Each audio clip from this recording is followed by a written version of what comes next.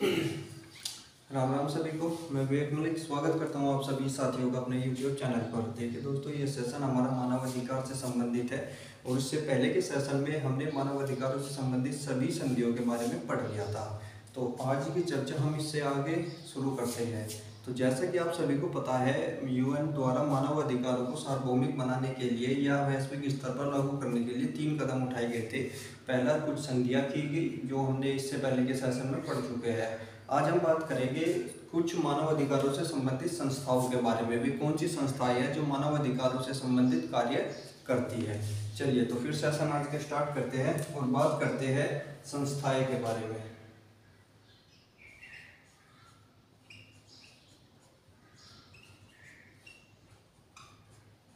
मानव अधिकार से संबंधित संस्थाएं।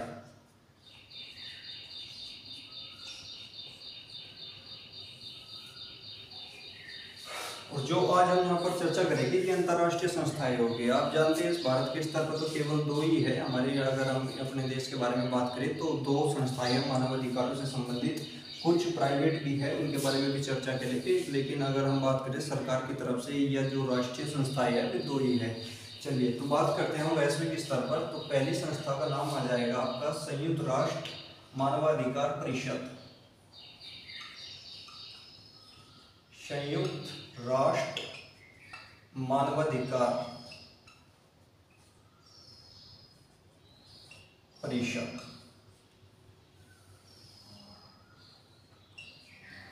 अगर बात करें इसके गठन की, तो इसका गठन किया गया था आपका 15 मार्च 2006 में। हेडक्वार्टर इसका कहां पर है, मुख्यालय? तो इसका हो जाएगा जिनेवा। कहां पर पड़ता है? स्विट्जरलैंड।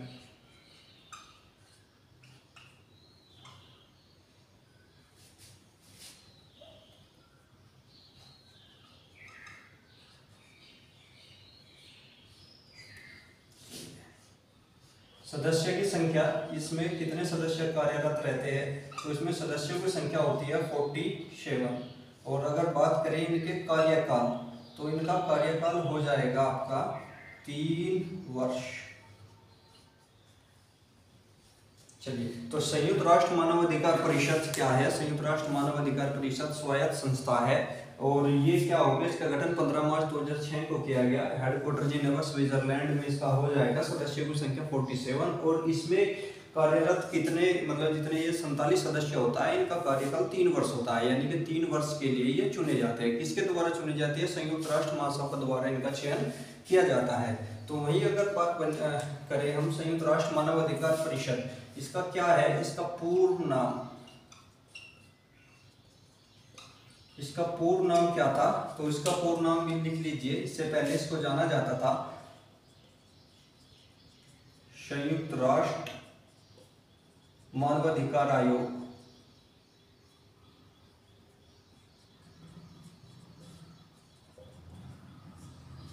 तो संयुक्त राष्ट्र मानवाधिकार आयोग, इससे पहले का इसका नाम था। अगर हम बात करें इसकी स्थापना, तो इसकी स्थापना की गई थी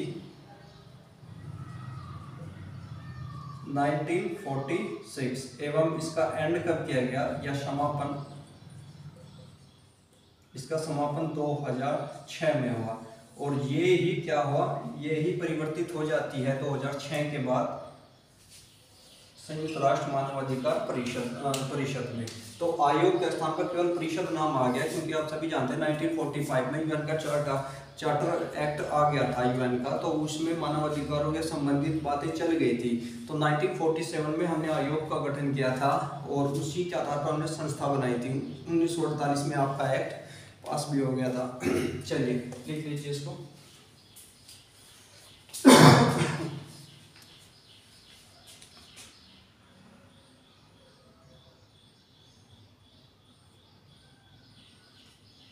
चलिए एक बार और बता देते हैं। अगर संयुक्त राष्ट्र मानवाधिकार परिषद की बात करें, गठन इसका 15 मार्च 2006 को किया गया। सदस्यों की संख्या 47। Headquarter Geneva. ये सब कुछ था संयुक्त राष्ट्र मानवाधिकार आयोग में, सब कुछ था, लेकिन इसकी स्थापना 1946 और एंड 2006। इस प्रकार भी आप इसको समझ सकते हैं। 2006 में इसका नाम बदलकर कर दिया गया संयुक्त राष्ट्र मानवाधिकार परिषद। जैसे अगर हम बात करें इंडिया में पहले क्या था, योजना आयोग था, योजना आयोग को समाप्त करके नीति आयोग शुरू किया गया। उसी प्रकार से यहाँ यहीं पर ये होता है। तो कार्यकाल इनका 3 वर्ष होता है। एक चीज वो यहाँ से क्वेश्चन बनता है, ये होता है प्रत्येक 4.5 वर्ष के बाद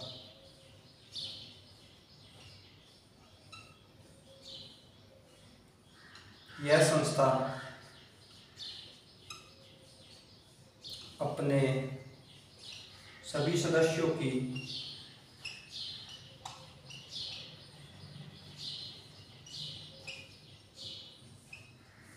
रिपोर्ट की समीक्षा करती है। यानी कि 4.5 वर्ष के अंतराल पर जितने भी देश इस संस्था के सदस्य होंगे, उनके द्वारा जारी की गई वार्षिक रिपोर्टों की ये क्या करती है, समीक्षा करती है। किस देश में मानवाधिकारों का उल्लंघन हो रहा है, किस में नहीं, या कौन सा देश क्या कदम उठा रहा है। तो प्रत्येक जो सदस्य देश होता है वो अपनी वार्षिक रिपोर्ट जमा करता है इनके पास, और उन 4 साल यानी कि 4.5 साल तक या 4 साल तक जो उसके द्वारा रिपोर्ट जमा की गई, प्रत्येक देश के 4 साल की रिपोर्ट की समीक्षा ये करता है। तो 4.5 वर्ष पर ये क्या करेगा, समीक्षा करेगा, और इसको नाम दिया जाता है यूनिवर्सल पीरियोडिक रिव्यू। ये क्वेश्चन पूछा जा चुका है, और इसका नाम दिया जाता है यूनिवर्सल पीरियोडिक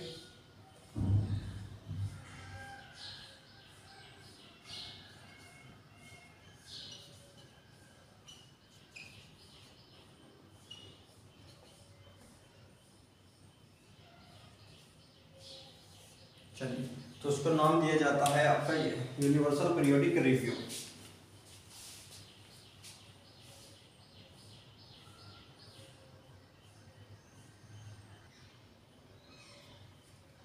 चलिए, अगर बात करें क्या है ये यूनिवर्सल पीरियोडिक रिव्यू, तो ये आपका होता है जो हर एक देश होता है इसका सदस्य है, यानी कि हर एक देश को वार्षिक रिपोर्ट अपनी जमा करानी होती है इस संस्था के पास। तो 4 साल तक वो जैसे ही अपनी रिपोर्ट जमा कराता है तो उसका रिव्यू लेती है, उसकी 4 सालों की रिपोर्ट की समीक्षा करती है। इसीलिए प्रत्येक 4.5 वर्ष के बाद ये कहलाता है यूनिवर्सल पीरियोडिक रिव्यू। चलिए, आप समझ गए होंगे। अगर हम दूसरी संस्था के बारे में बात करें, दूसरी आपकी मोस्ट इम्पोर्टेंट हो जाएगी, ये है आपकी संयुक्त राष्ट्र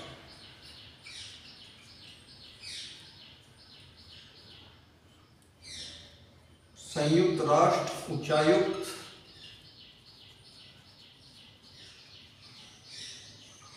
मानवाधिकार कार्यालय।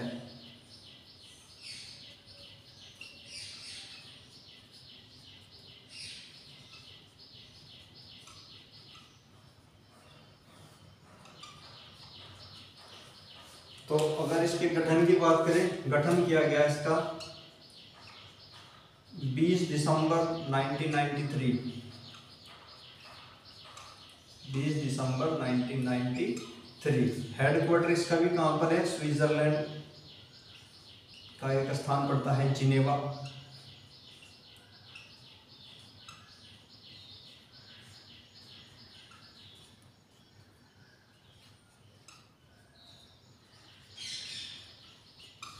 चलिए, और अगर बात करें इसके उच्चायुक्त कौन है, ये हो जाएंगे वर्तमान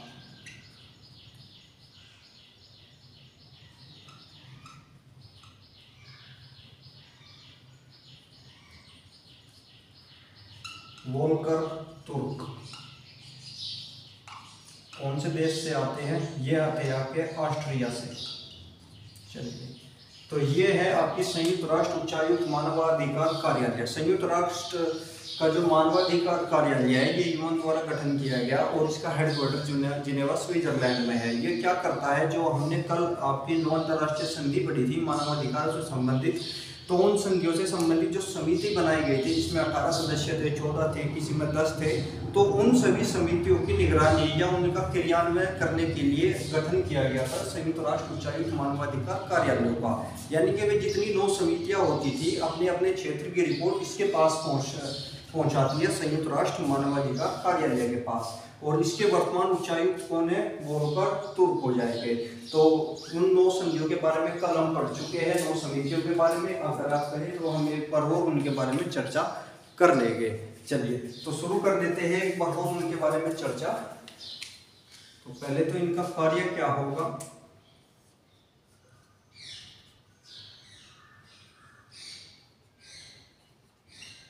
मानवाधिकार से संबंधित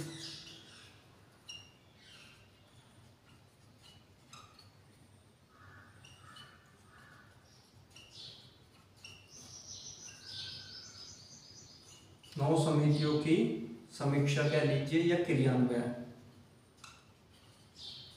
कौन कौन सी हो जाएगी इसके अंतर्गत। इसके अंतर्गत हो जाएगी आपकी पहली जो आती है नागरिक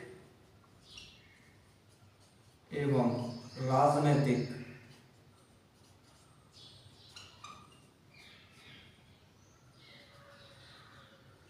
मानवाधिकार समिति।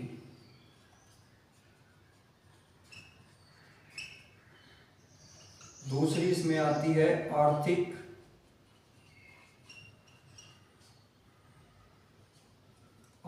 सामाजिक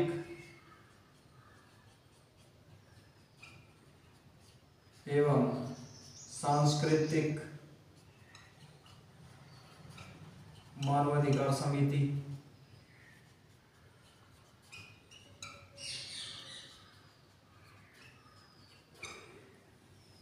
तीसरी इसमें आती है नस्लीय भेदभाव उन्मूलन मानवाधिकार समिति।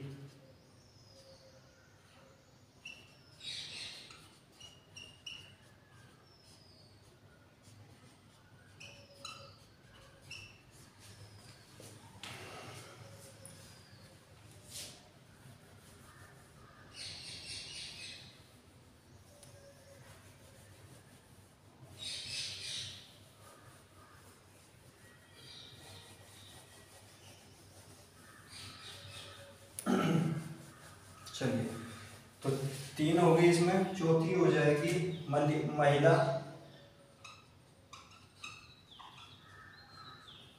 उत्पीड़न या इस पर लिख लीजिए महिला भेदभाव उन्मूलन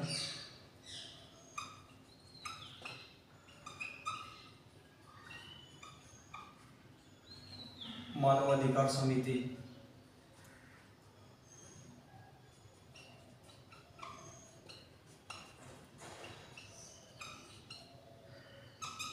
पांचवी हो जाएगी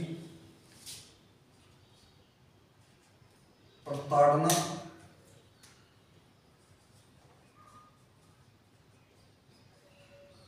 उन्मूलन मानवाधिकार समिति।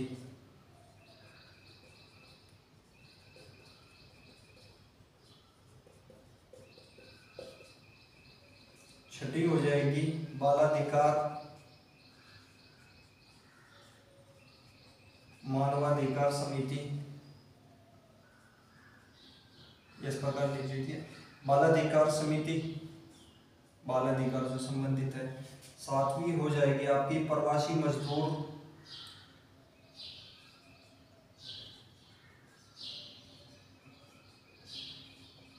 मानवाधिकार समिति।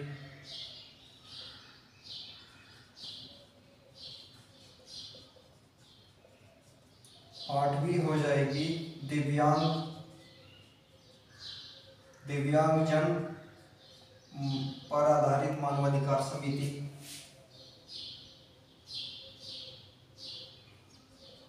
दिव्यांगजन मानवाधिकार समिति ये लिख लीजिए। और अंतिम हो जाएगी आपकी 9वीं बलपूर्वक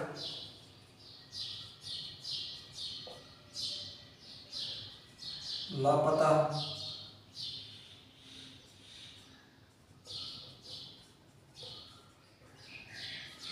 व्यक्ति के मानवाधिकार समिति।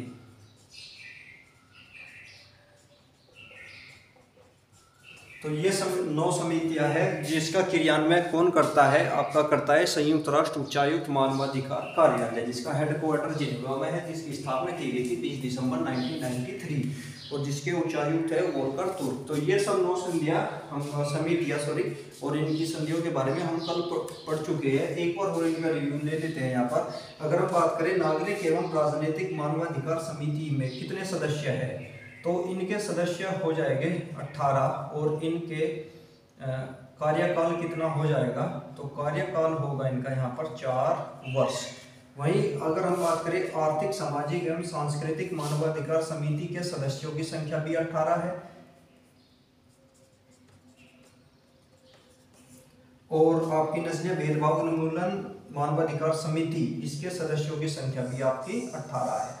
तो पहली जो 3 समितियां हैं इनमें 18 सदस्य हैं जिनका कार्यकाल 4 वर्ष है। अब यहाँ से क्वेश्चन बनेगा कि ये कब सिग्नेचर कराई गई, मतलब ये संख्या हम कल पढ़ चुके हैं। अगर हम बात करें तो इनके बारे में, सिग्नेचर के बारे में कल पिछली क्लास में बता चुका हूँ। वैसे अगर आप बात करें नागरिक एवं राजनीतिक मानवों की मानवाधिकार जो संधियां हुई थी, इस नाम से जो संधि हुई थी वो आपकी लागू कब से हुई, यानी कि सिग्नेचर इस पर कराए गए थे 16 दिसंबर 1966 और ये लागू कब से हुई है, लागू हो जाएगी ये आपकी 23 मार्च 1967 में। अगर हम इंडिया की बात करें, इंडिया में ये लागू कब से है, इंडिया में 1979 से लागू है। वहीं आर्थिक एवं सामाजिक संस्कृति वाली संधि, अगर इस नाम से जो संधि की गई थी वो संधि आपकी हो जाएगी, सिग्नेचर सेम डेट पर कराए गए 16 दिसंबर 1966 में और ये लागू कब से है, लागू हो जाएगी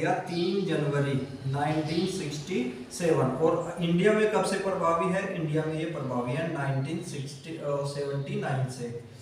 वही नस्लीय भेदभाव वाली अगर हम इसकी बात करें, इसका ड्राफ्ट जो बना था, इसका ड्राफ्ट बनाया गया था 1964 में, सिग्नेचर के लिए खोली गई थी 1965 में और वैश्विक स्तर पर यह लागू हुई 1967 में। अगर हम इंडिया के बारे में बात करें, इंडिया में ये कब से लागू है, तो इंडिया में ये लागू है 1968 से और इसके सदस्यों की संख्या 18, कार्यकाल 4 वर्ष। ये सब हम पिछली क्लास में पढ़ चुके हैं। एक बार हम फास्ट या तेजी से आपका रिवीजन यहाँ पर करा रहे हैं। तो महिला वाली जो मानवाधिकार समिति है इसके सदस्य कितने हैं, इसके सदस्यों की संख्या 18 और इनका 4 वर्ष का कार्यकाल होता है। वहीं अगर बात करें ये सिग्नेचर के लिए कब खोली गई थी, सिग्नेचर के लिए 1979 में 1979 में और ये लागू कब से है, लागू हो जाएगी 1981 में। अगर इंडिया की बात करें, इंडिया में सिग्नेचर इस पर कराया गया था आपका 30 जुलाई 1980 और ये इंडिया में लागू कब से हुई, ये लागू है आपकी 9 जुलाई 1993। प्रताड़ना के विरुद्ध मानवाधिकार समिति, प्रताड़ना के विरुद्ध जितनी भी ये है इसके सदस्यों की संख्या, और महिला वाले की सदस्यों की संख्या 23 है, याद रखना इंपॉर्टेंट है। महिला वालों की, महिला भेदभाव उन्मूलन की सदस्य 18 नहीं है, 18 इन तीनों की है, इसकी संख्या 23 हो जाएगी। जबकि प्रताड़ना के विरुद्ध मानवाधिकार समिति ये जो बनाई गई, इसमें कितने सदस्य है, इसमें आपके सदस्य हो जाएंगे 10 जिनका 4 वर्ष का कार्यकाल है। वहीं अगर मानवाधिकार से ये वाली जो आपकी संधि है ये इंडिया में कब से लागू है, अगर हम बात करें इंडिया में, तो इंडिया में ये 1997 से लागू है। ठीक है, चलिए अगर हम बाल अधिकार समिति की बात करें, बाल अधिकार समिति के सदस्यों की संख्या कितनी है, अगर इसके सदस्यों की संख्या बात करें 18 जिनका 4 वर्ष का कार्यकाल होता है और ये इंडिया में कब लागू की गई, इंडिया में लागू की गई ये 11 दिसंबर 1992 से ये लागू है। चलिए, और एकमात्र संधि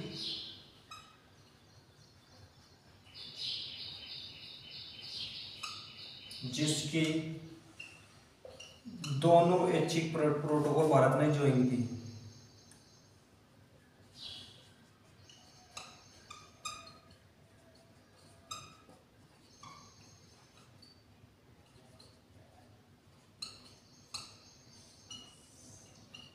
चलिए, प्रवासी मजदूर वाली इसका इंडिया सदस्य नहीं है, ये भी याद रखना। वहीं अगर हम बात करें ये इसमें सदस्य प्रवासी मजदूर से संबंधित सदस्यों की संख्या 14 हो जाएगी, जिनका 4 वर्ष का कार्यकाल है। दिव्यांगजन पर आधारित समिति इसके सदस्यों की संख्या 10 है, जिनका कार्यकाल होता है 4 वर्ष का। वहीं अगर हम बात करें भारत में लागू कब से है, 2007 से। और लापता व्यक्तियों वाली इसमें कितने सदस्य हैं, इसके सदस्यों की संख्या आपकी 18 है। ये सब हम पिछले क्लास में पढ़ चुके हैं। चलिए, तो आज हमने 2 संस्थाएं पढ़ी। एक तो हो जाएगी आपकी संयुक्त राष्ट्र मानवाधिकार परिषद और दूसरी हो जाएगी संयुक्त राष्ट्र मानवाधिकार कार्यालय। तो ये दोनों संस्थाएं हमने पढ़ी और ये इसका गठन के बारे में और इसकी 9 संधियों के बारे में ये हम पिछली क्लास में पढ़ चुके हैं। मोटा मोटा रिवीजन मैंने यहाँ पर भी करा दिया है उसका। तो इससे आगे की चर्चा हम कल करेंगे और कल हम पढ़ेंगे किसके बारे में, गणरी के बारे में। गणरी क्या होता है, जो उनसे भी राष्ट्रीय स्तर पर ये NHRI बनी होती है प्रत्येक देश में। हर एक देश में अपना NHRI है, राष्ट्रीय मानवाधिकार आयोग। तो वो जब वैश्विक स्तर पर मीटिंग करता है या वैश्विक स्तर पर उसका सम्मेलन किया जाता है तो उस समूह को ही हम गणरी के नाम से जानते हैं। चलिए